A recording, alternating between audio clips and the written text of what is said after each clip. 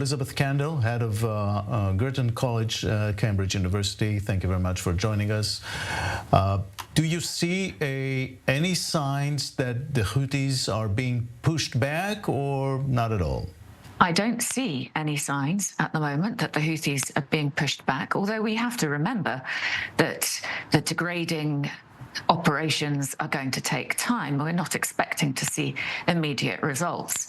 But I think this sinking of a ship that you've just mentioned, this is a bit of a watershed. This is highly significant. We've now seen quite close to 60 Houthi attacks, maritime attacks, and all bases now covered. We've seen a ship that was hijacked by the Houthis in November. We've now seen a ship that has sunk. And although no crew have died, we've also, of course, had 2 US Navy SEALs dying in a maritime operation trying to seize arms that were bound for the Houthis. So things are really ramping up. And this has global repercussions. Not only are insurance premiums up, but more ships are probably now going to have to reroute. And it hampers supply chains. This drives up inflation globally. So I really think that something is going to need to shift other than simply a pretty much bilateral US-UK attempt at degrading Houthi capacity. Can the US and Britain just step up their military action there? Should they? I don't think that in itself is going to work. Now, there are a couple of different ways of looking at this. On the one hand, this sinking of a ship provides further justification for US and UK airstrikes against the Houthis. But on the other hand, it also implies that it's not working, or at least it's not working quickly enough. And either way, it's very difficult to get away from the fact that you can degrade the Houthis, but you can't stop them. And the reality is that 25,000 airstrikes by the Saudi-led coalition over the course of the Yemen civil war didn't stop them. And another fact, the Houthis do control an area, including a large swathe of the Red Sea coast in which 20 million people live. So this is unlikely to be resolved in the Red Sea without some kind of Houthi buy-in. Therefore, I think ultimately one's going to have to talk to the Houthis and at least listen to some of their demands without making it seem like aggression pays. It's a very tricky line. If there is a Gaza ceasefire, do you foresee a change there? Maybe the Houthis will hold back? That's an excellent question. I am not sure that we can take the Houthis at their word. But what that does is it undermines the Houthi justification for what they're doing. And that's really important because at the moment, they're trying to claim the moral high ground. And if you consider that many of the problems that they're causing are actually being affected in the region itself, then the region itself will be much less likely to put up with what the Houthis are doing if they can see there's a ceasefire in Gaza.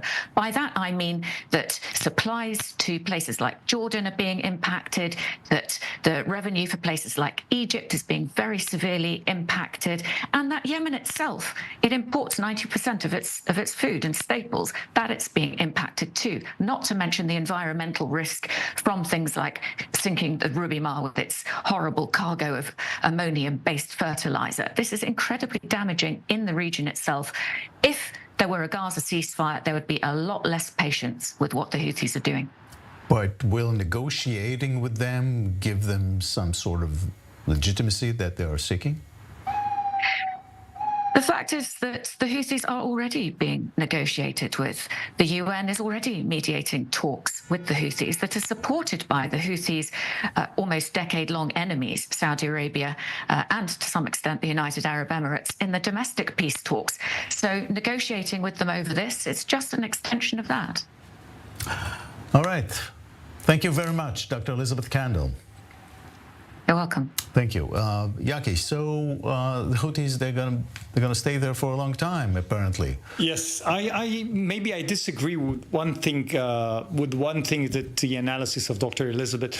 I would say that you don't need the moral ground of the Houthis. If they're, she said that if the Houthis would lose their moral ground, then you can mount and increase the pressure and the attacks of the Houthis. I think this is already the the time to do so. I mean, they have zero moral ground. They have zero justification for their attacks. And she said correctly. I mean, the inflation is going up. The prices of oil is going up. So this is the high time to increase the military pressure on the Houthis. All right, Dr. Kendall, you're still with us, so let's hear your comment. Well, I agree with the speaker just now that the Houthis have zero moral high ground, certainly to the view from the West. But we have to remember that the people we need to convince are those who are able to oust the Houthis on the ground and domestically.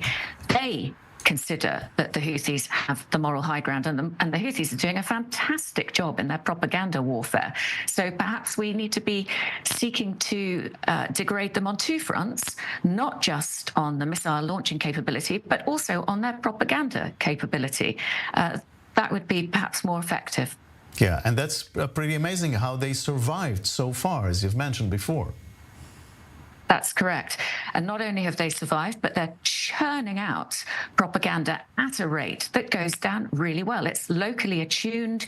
It brings in all sorts of cultural aspects that we tend to forget about, including poetry, including song. It's chanted on the streets. It's memorized by children. And they're using brainwashing camps in the summer as well. This is going to be a long war, whether or not we engage with their missile launching capabilities. All right, Yakideyan. Just one thing. I think that if eventually we want to stop the Houthis, we have to target the Iranians.